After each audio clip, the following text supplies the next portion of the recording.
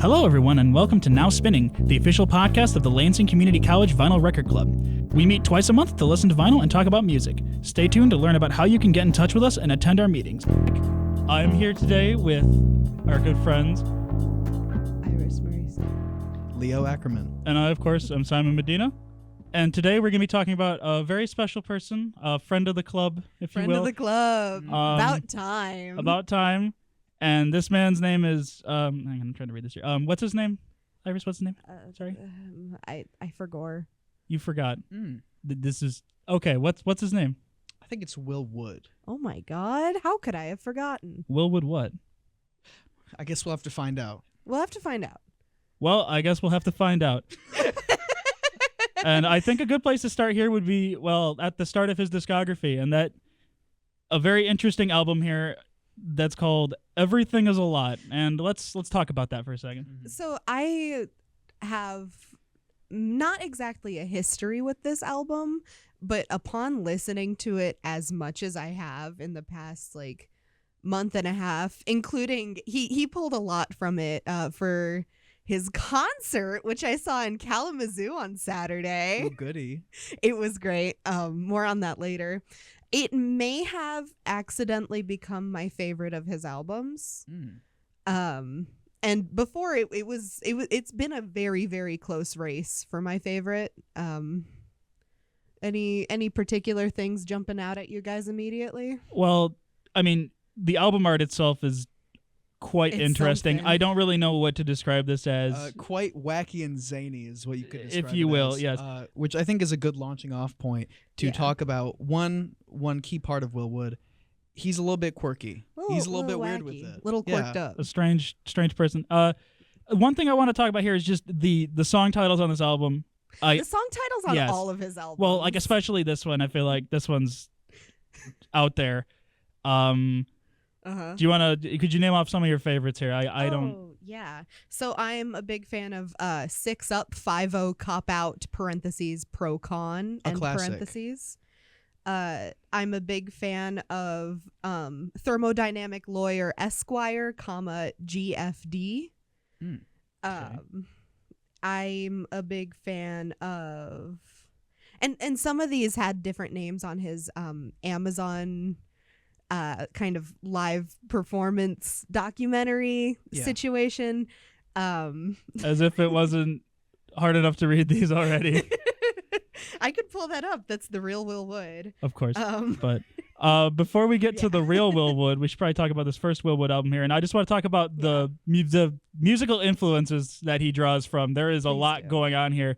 That's not a part I am. I mean, that is like the name of the album, I guess. Yeah. It's in the name, but there's just so many different, it's probably being pulled in so many different directions at the same time, but it's still cohesive enough to the point where it's just, you have to wonder, how did he do this? Yeah. It's insane. It's everything. I mean, it's a lot.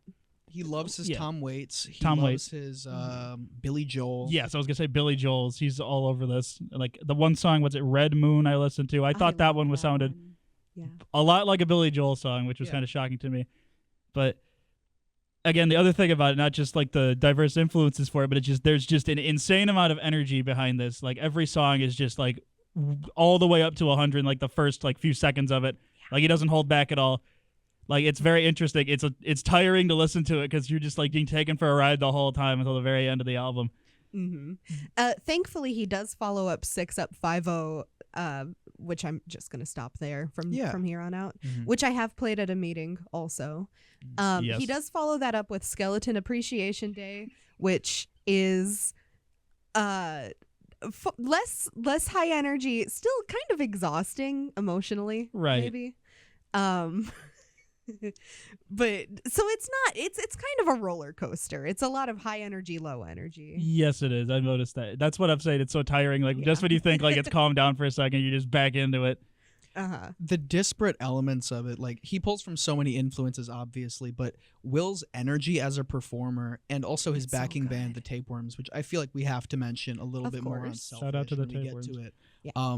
His backing band's energy as well as him carried the record. Like you just said, the first and second song, very different, but with Will's energy, it feels cohesive, no matter For sure. how different the songs may appear to be at first glance.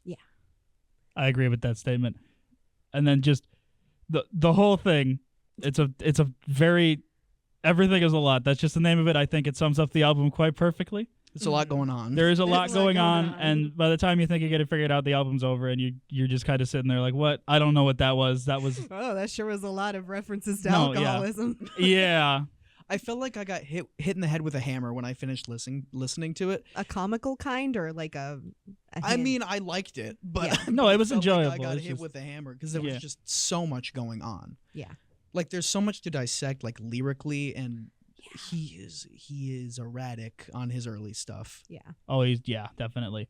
But I think the album that follows this up, though, that one was, I want to say, even kind of went a little bit crazier than the first one did, which was terrifying to me, but I liked it a lot, actually. My Yeah. personal favorite, Selfish. Yeah. Yes. Yeah. This one, I took a friend with me to the concert, and they bought his entire discography on CD while we were there. Yeah. So we got to listen to Selfish, more Willwood after the Willwood Mhm. Oh, on the way to fantastic. Taco Bell, and then we listened course. to the rest of Selfish while eating Taco Bell. It's a good post Not Willwood sponsored. meal, I think. Oh yeah, Sure. I got 2 Crunchwrap Supremes. We're not sponsored. Not sponsored. We're not sponsored. Might as well be. I would sell you guys for even one. That's I completely understand that, but But but this album is so good. Also, It's like Simon said, it is more overwhelming than the first one. The first one, in a lot of ways, felt put together. It was definitely his first album. He had a lot of great ideas, and so did the rest of the band. But it was like, okay, we're stepping foot into this. Let's see like how we can do. Mhm. This is Will Wood going, okay, I got it. Let's go as crazy as we can. Yeah. Oh my God. yeah, this no. song does contain at least one of my top 3 songs. Mhm. Hand Me My Shovel, I'm Going In. It also contains some of his longest songs. Yes, titled. okay, I like that um, quite a bit. I like when Will Wood like lets the songs like sprawl out and like Yeah. they demand your attention. I'm forgetting the name of it, but track 3 off of that album. That's Cotard's Solution. That, oh my lord. Yeah. That one was an incredible song. I love that one. Yeah. But I just want to read off a song title from this album in full, and I'm going to try my best to pronounce this. Mr. Capgrass encounters a secondhand vanity. Tulpomancer's prosopagnosia / pareidolia as direct result of trauma to the fusiform gyrus. What does any of that mean? Can you explain that to me, please? So I do believe Capgrass Solution. Or Just say Capgrass- you can just say Capgrass. I Yeah, think that's Capgrass- fine. It is a I believe a mental disorder where you believe that someone close to you has been replaced by a perfect imposter. A tulpa. Essentially. Yeah. Okay. Yeah, a tulpa is like I'm forgetting where it's from, but it is like a folklore term for like an evil clone of another person, Oh, more or less. Okay. No, this is the first I've heard of this. This is educational, actually. This is, Maybe not necessarily evil, but clone nonetheless. yeah, I understand what you mean. I enjoy like kind of the implication of some of these song lyrics when you do like that little bit of research. It's like, okay, so Mr. Crabgrass, does that mean that this is a person who believes they themselves are the imposter? Like in Among Us? Who's to say? Please don't ever say that again. Sorry. But the entirety of this record is It's wild. it's so much. It's so much. It absolutely rewards repeated listens, and you course. really have to like pay attention to what's going on because there are so many layers, Mhm. and the song titles are so much, and the lyrics are so much. It's almost sensory overload, but it never becomes like negatively overwhelming. Mhm. Once again, very quirky guy. Mhm. And sometimes he just hits you with a bridge. Mm. And I remember the first time I listened to Hand Me My Shovel specifically, Mhm. and it went into like the kind of, it's slower than the rest of the song, the part that like builds up to going fast again. Mhm. I remember the first time I heard that, I had to stop like everything else completely. I'm not like a full listener. I have to be doing something else in the background. I had to stop. Yeah. one thing I really like about like all of his songs really is he's a very theatrical guy. Oh, yep. He will Oh my he God. will grab your attention. You will pay attention to what he's saying. You don't get an option. When you and I'm going back to the tour again. This Feel will free go to. back to I the mean, tour. From what I've read, his live performances were a staple in his early career. Yes. Like he would like have fake mental breakdowns and have like plants in the audience that would fight with him while he was performing. Yeah. Like his live performances are a lot.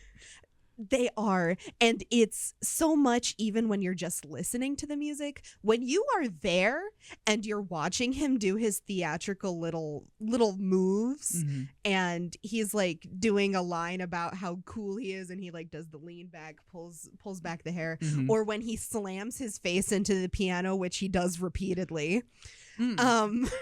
Okay. It is a sight to behold when you're 5'5" and there are several people taller than you in front of you. But it's also a sight to behold when you're just like, you're there. Seeing a man smash his face into a piano.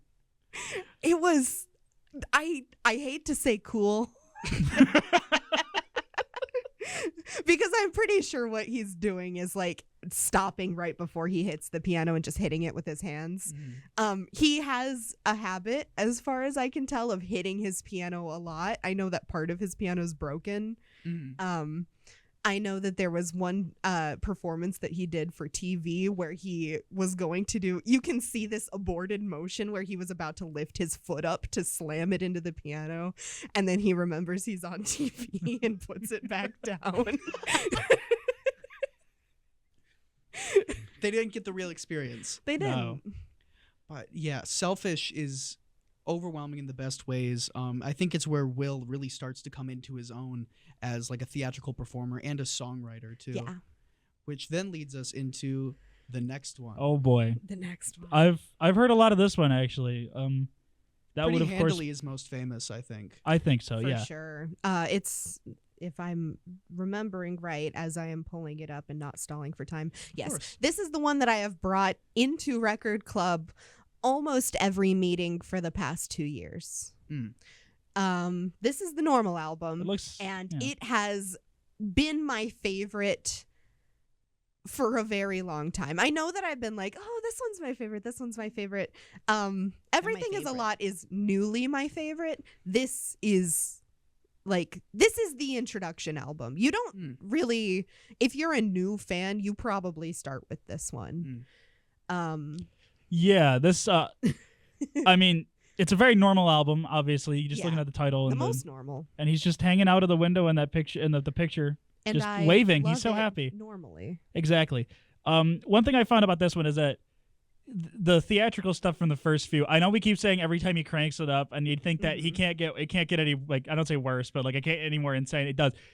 It gets even stranger with this one. He manages to bring in a lot more like I want to say in his early albums, obviously there's a lot of like the piano rock, like the jazz kind of thing going, but this one he brings in a lot of like 50s like rock and roll kind of stuff, which I guess goes with like the Suburbia theme. It Yeah. starts with Suburbia Overture, which is a 3-act song. Yeah. It's basically like 3 songs in one, and it's so good. It accidentally became my boyfriend's favorite. It's Accidentally. accidentally, you know how it is. I know that the 2020 version, was it 2020 or was it more recent? He just recently for the for this this album is from 2020. He just recently, for its 4th anniversary, did like a remix. Okay. I know that the first song on that remix, it has something about like Blue Velvet in it, which is a David Lynch movie about like the dark underbelly of suburbia. And I'm wondering if you have more knowledge about like the lore of this record, because clearly there's a concept going on, and I feel like you're best equipped to explain that. There is kind of a concept to this one. Me and my limited media literacy, I can try to explain it. A lot of it is mental health stuff. Like, there's a lot of that kind of theme, particularly with things like, I think it's Marcia, thank you for the dialectics, but I think you should leave, but I need you to leave. there's a lot of that, but then like Suburbia Overture is about like uh how the HOA are like vampires or something. He didn't say anything No, untrue. yeah, right. No, I believe that 100%. Yeah, but I think that especially like with the musical influences anyway, I feel like he's kind of doing a little bit of like a pastiche on like the 50s and how like that whole like idealized era and that kind of stuff, but he's going in deep with like the darker stuff obviously, which that's something he does with every album he does. Obviously, it's a lot of stuff about like mental health and that kind of thing, but this one, I think contrast between like the doo-wop stylings of this record and the he has more pop sensibilities on this record as well. His songs are a lot less aggressive and theatrical, and I think a lot of them are catchier. Yeah, I was gonna say that this is an insanely catchy album. There's I think it's the Beatles reference that starts Second Seer, the that one. So yeah, there's certainly some of that. Well, yeah, no, they go crazy about that in this one. Mm-hmm. And then there was like I think like a couple songs where he really shows his like vocal range in this one, because he hits some insanely high like falsetto notes on this one. It is insane to listen to. Oh yeah. I don't know how he does it. He It's scary. also can he goes from growling. Yeah, the Tom Waits thing into just like, I want to say like the Beach Boys thing where he gets like an insanely high note and then he just goes back to just the like, again, the Tom Waits thing. He's got range, insane range. He's just such a good performer, and Absolutely. I feel like that it needs to be emphasized the most throughout this. Incredible performer. Like, he's made to be seen live. I wanted to be further up front than I was because he is such a good pianist. Anything that you like listen to in this album, when you're listening to it and you're like, wow, that is like a really complicated piano run that he just did. He does that live. He does that at the speed that is on the recording in a lot of cases. I think Second Sightseer, he kind of slowed down because it's one of his fastest songs. It is my number one favorite. It is ridiculous sometimes with the stuff that he does on the piano, and I love it so much. It's so technically demanding, like on every level. And then he's singing at the same time, which like insane lyrics and that kind of stuff. It just, I just can't grab my head around how someone's able to do all that at the same time. Like it's crazy. It's inspiring to me personally because the two instruments that he plays live, the ukulele and the piano, those are both instruments I play, and I'm not even half at his level yet, and I aspire to be. And I've been playing the ukulele for like 10 years. Well, you still got some time. Yes. So after the normal album, we take a little pivot into a much more mellow record. I think this feels like a come down after the high of the first 3 records he did. Yes, and I know that this was also written at kind of like a point where he was in a better headspace. So like a lot of it is still so sad, and like I know less about this album than I do about the other ones because the high energy stuff is kind of what I'm there for. Yeah. But I will say that the main character, which he opened the Kalamazoo set with, and also that was hilarious poetically because my introduction to Will Wood was through a Cult of the Lamb edit on TikTok of the main character. That fits. Again, love finds a way. Love finds a way. The fan base there, it's a Venn diagram. There's a significant overlap, I feel, but perhaps from what I've heard of this record, it takes the pop sensibilities of the normal album and kind of does away with the manic stuff, and you're left with just Will reflecting on himself. Really, yes, it's kind of sad. It's yeah. I mean, the other ones, obviously, they have, like, the undercurrent of, like, the depressing reality underneath it, but, like, it's going so, like, it's going so fast, you don't really have any time to, like, dwell on it. But this one, they really just, like you said, they strip away all of the, like, the manic stuff, and it's really just, you're just left with the emotion of it. I do believe it's also longer. Yeah, it's like an hour and 12 minutes here. It's pretty long. I have, like, a top 3 here I can kind of talk about. there's the main character, which I already talked about. There's Against the Kitchen Floor, which I love because it attacks me personally. Of course. I identify with it heavily, which is probably not something that he wants to hear about this song.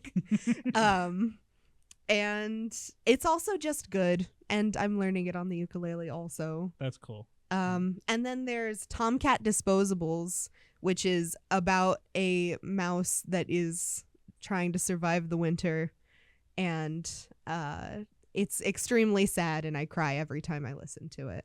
Oh, that's I don't know what to say about this record, really. It's from the bullet speed of the first three. You can be distracted with the virtuosity or his wild performances and the extravagant art direction, the theatricality of it all.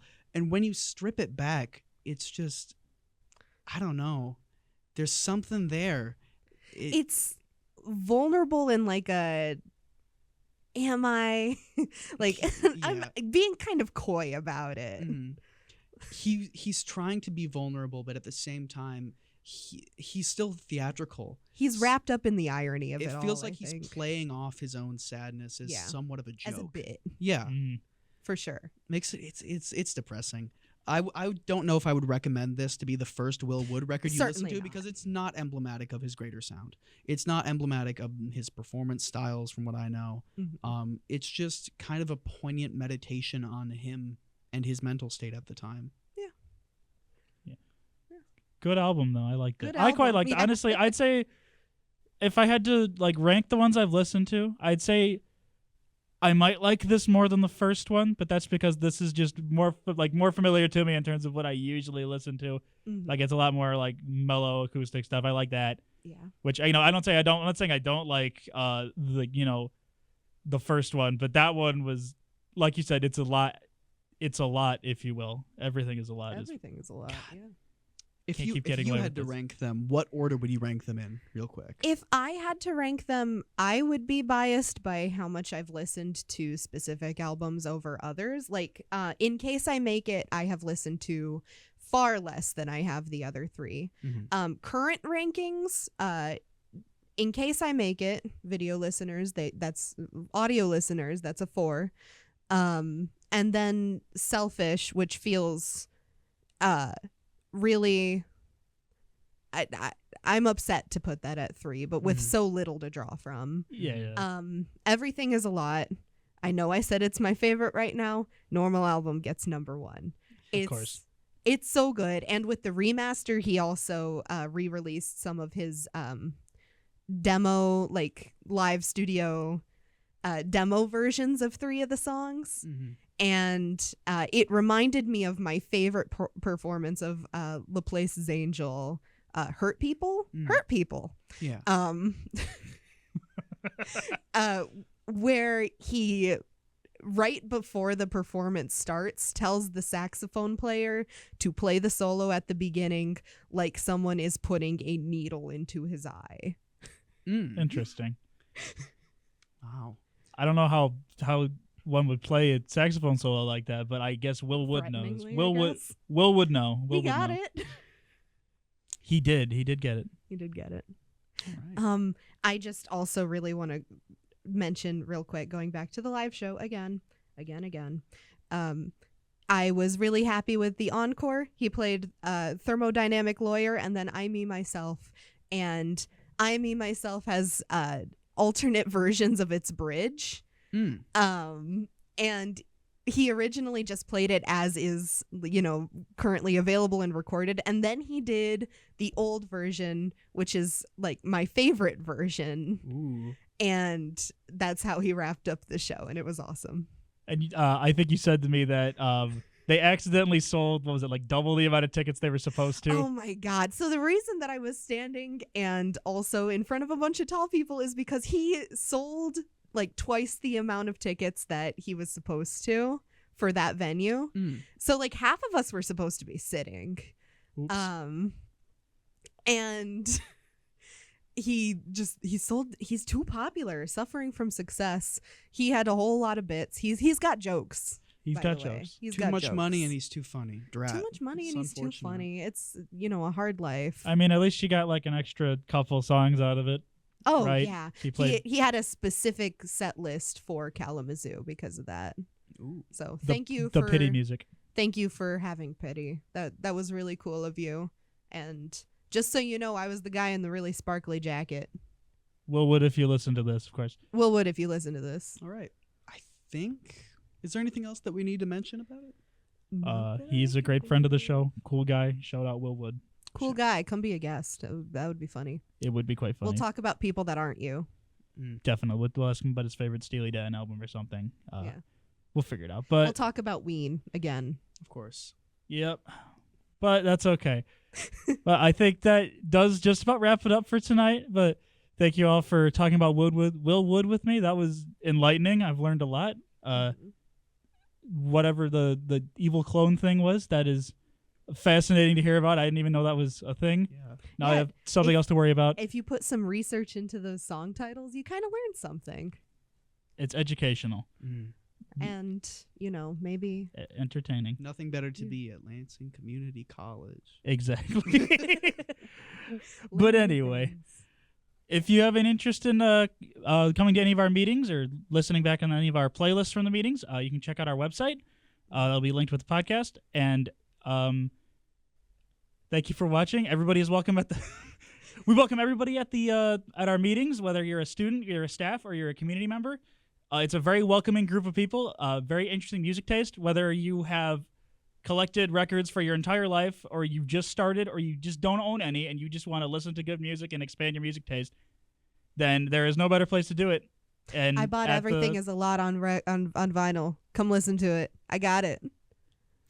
Yes, you do. Yes. Yes, you do. That's their calling. That's the calling. Well, thanks again for watching, and we'll see you all next time. Bye-bye. Bye-bye. See Love you. you. Love Bye, you. love Bye-bye. you. Bye-bye.